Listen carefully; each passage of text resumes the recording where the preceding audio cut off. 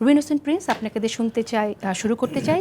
প্রথমে বলেন আজকের যে আপনার ঐক্যমত কমিশনে যে আলোচনাটা শুরু হলো, আপনি কিভাবে দেখছেন বিষয়টাকে? আচ্ছা, ধন্যবাদ আপনাকে। আমি আলোচকদেরকে ধন্যবাদ জানাচ্ছি।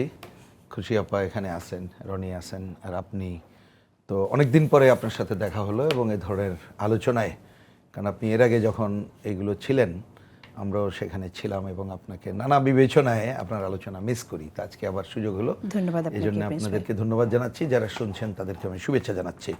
না, আমি একেবারেই কংক্রিট ফর্মে যদি বলি তাহলে একটু দেখবেন যে এই অন্তর্বর্তীকালীন সরকার তারা মাঝে মধ্যেই এই ধরনের বৈঠকের আয়োজন করেছে। এর আগে দুটি তিনটি বৈঠক ছিল ইস্যুভিত্তিক, অল্প অল্প সময় দিয়ে বিভিন্ন দলের, আর এদের দুটি ওই ধরনের সভা ছিল, আর তিনটি সভা ছিল ঐক্যবদ্ধ সভা। তো সে ঐক্যবদ্ধ সভারও একটা এজেন্ডা ছিল।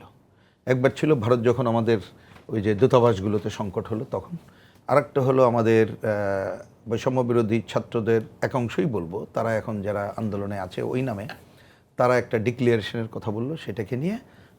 আর আজকেই ওনারা ডেকেছিলেন যে কমিশনগুলো 6টা হয়েছে এবং আরেকটা ঐক্যমত্য কমিশন নামে কমিটি গঠন করেছে, তার কার্যক্রম আজকে থেকেই শুরু হলো, 15 তারিখ, 6 মাসের সময় দিয়ে। সুতরাং সেই কথাগুলো আমার বিবেচনায় যে একটু আনুষ্ঠানিকভাবে জানানোর জন্যে ওনারা ডেকেছিলেন এবং কি করতে চান সেটা বলার জন্য। এটা এক।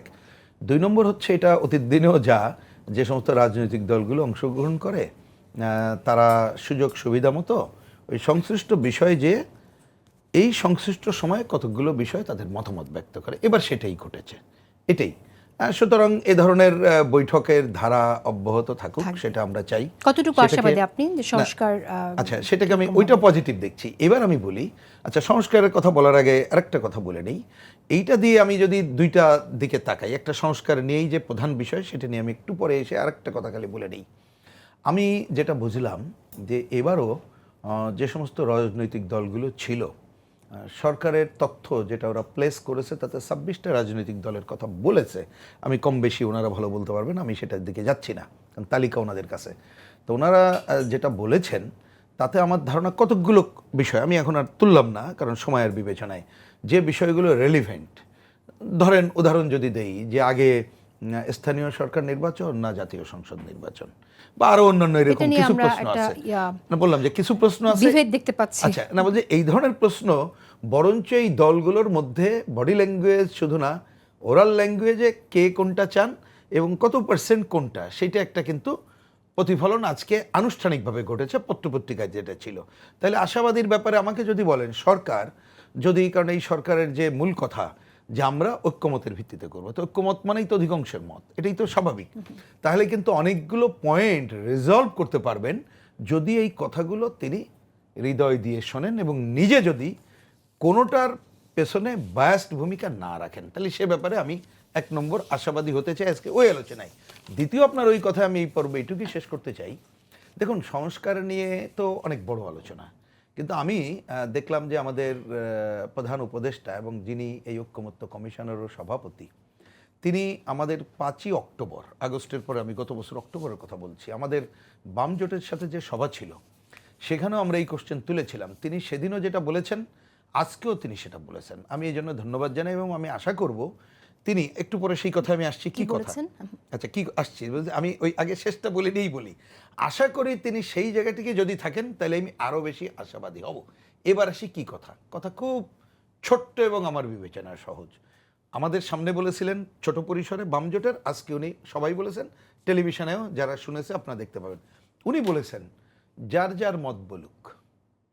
উনি দেখবেন 100টা কথার কথা মত আসছে, উনি যদি দেখেন 100টার মধ্যে 5টা মতে সবার ঐক্যমত্য আছে, টিক চিহ্ন দিয়ে দেবেন, ওকে এই 5টা মত ধরে আগাবো। উনি যদি দেখেন 3টা মত, এইখানে একটু 19-20 আছেন, ওই 3টা মত নিয়ে উনি পরস্পর ডায়লগ করবেন, ডায়লগ করে যদি একমত হলে ভালো, না হলে নাই। তাহলে সুতরাং এটা তো ভালো দিক, আমি ভালো দিক। আজকে উনি এর সাথে একটা কথা যোগ করেছেন বলে আমার অবজারভেশন, তিনি বলেছেন যে কে কি বললেন আমি এটা ওয়েবসাইটে দিয়ে দেবো। আমাকে যদি ব্যক্তিগত হন, আমি বা আমার দলের দিক থেকে কোনো আপত্তি নাই, বরঞ্চ আমি খুশি হব যদি 100টা মত আসে, তার মধ্যে কে কি বললাম উনি যতটুকু গ্রহণ করলেন করলেন, না পারলে করলেন না, এবং উনি ঐক্যমতের ভিত্তিতে করবেন। বাকিটা অবশ্যই ওয়েবসাইটে দিলে আমরাও খুশি যে আমাদেরও মত দেশবাসী জানতে পারলো, তার থেকে আমরাও আমাদের রিভিজিট করতে পারবো বা আমাদের মতটা দিতে পারবো। তা আমি এটা বলতে চাই, যদি ওনার যে কথা এইটা যদি যথাযথ হয়, যদি শব্দগুলো বলতে হচ্ছে, কারণ আমরা জানি এ ধরনের একটা গণ অভ্যুত্থান পরে নানা টানাপোড়েন থাকে, নানা ধরনের শক্তি থাকে, যে যার পজিশন আফোল্ড করতে চায়, কিন্তু বুঝতে হবে ইচ্ছা করলেই কিন্তু আফোল্ড করতে পারবো না। আমাদের দেশ একটা গাড্ডায় পড়ে গেছে, যার জন্য এত বড় একটা গণ অভ্যুত্থান, রক্তক্ষয়ী গণ অভ্যুত্থান।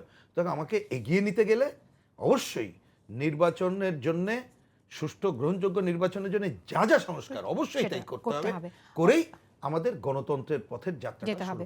অশেষ ধন্যবাদ আপনাকে রুবিন হোসেন প্রিন্স। আমি খুশি কবির আপনার মন্তব্য জানতে চাই। যেমনটি রুবিন হোসেন প্রিন্স বললেন যে দেশ একটি গাড্ডায় পড়ে গেছে, ওঠানোর জন্য আসলে কি করণীয়, আপনি কি মনে করছেন, কেমন দেখছেন আসলে? না, বিষয়টা একটু জটিল। এখন আমাদের যে অভ্যন্তরীণকালীন সরকার যে সময় দায়িত্ব নিয়েছে, তখন একটা বেশ জটিল কঠিন সময়, এখনও ওই জটিল কঠিন সময় চলছে। অনেক বছর ধরে একটি দল এককভাবে অগণতান্ত্রিক উপায়, কেন তাদেরকে তো প্রশ্ন করার কোনো সুযোগও ছিল না, কোনো কাঠামোগত ব্যবস্থাও ছিল না। কেন একটা বিরোধী দল ছাড়া গণতন্ত্র চলতে পারে না। তো বিরোধী দলকে যদি দমন করে তাদেরকে আসতে দেওয়া না হয়, তাদেরকে কথা বলতে দেওয়া না হয়, তাহলে গণতন্ত্র সঠিকভাবে চলবে না। গণতন্ত্রই ছিল না, গণতন্ত্র ছিল না। তো না থাকলে যেটা হয়, সব কিছুর মধ্যে একটা স্বৈরাচারী অবস্থা চলে আসে। কেন কেউ তো প্রশ্ন করারও নাই, কেউ জবাবদিহি চাওয়ারও নাই। তো এই যে অবস্থা, সেটা তো 15.5 বছর তো কম সময় না, এটা বেশ লম্বা একটা সময়।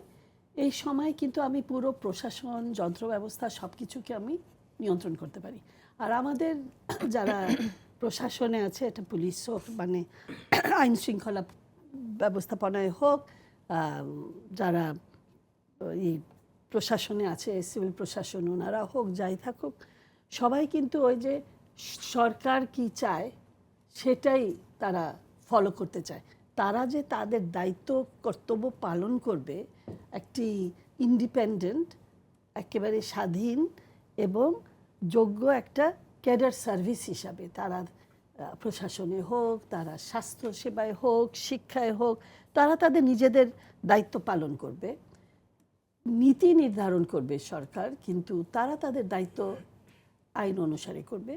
সেটা না করে তারা সবসময় তোষামতকে কোথায় এগিয়ে যেতে পারে। তো তার মানে প্রশাসনিক ব্যবস্থাও কিন্তু একটা খুবই নড়বড়ে অবস্থা ছিল। আমি এই কথাগুলো বলছি যে আসছে একটা খুব একটা নাজুক আর দুর্বল একটা খুব অবস্থায়। এখন 6 মাসের বেশি পার হয়ে গেছে। কিছু তো ব্যবস্থাপনা তো একটা জায়গায় আসা দরকার, কঠিন চেষ্টা আসা দরকার আপনি মনে করছেন। খুব সংক্ষেপে রিজাল কমরানি, আপনার কাছে এই বিষয়ে জানতে চাই। একটা জিনিস শেষ করে নিই, খালি বলি যে এই যে এখন যেটা চিন্তা করছে যে আমরা একটা সংস্কার করতে চাচ্ছি, সংস্কারটা হওয়া উচিত। এখন অনেক জায়গায় দেখছি যে অনেক বিষয় নিয়ে করছে, যেটা আমার কাছে এটা সবচেয়ে প্রধান বিষয় না। প্রধান বিষয় হলো ব্যবস্থাপনাটা কেমন হোক যেন স্বৈরতন্ত্র, অগণতান্ত্রিক, বিরোধী দলবিহীন ব্যবস্থাপনা যেন না হয়। কি আমাদের দেশের মধ্যে কি ব্যবস্থাপনা আছে, কেন এর আগেও তো আমরা স্বৈরাচারের বিরোধী আন্দোলন করেছি, এটাই তো প্রথম না।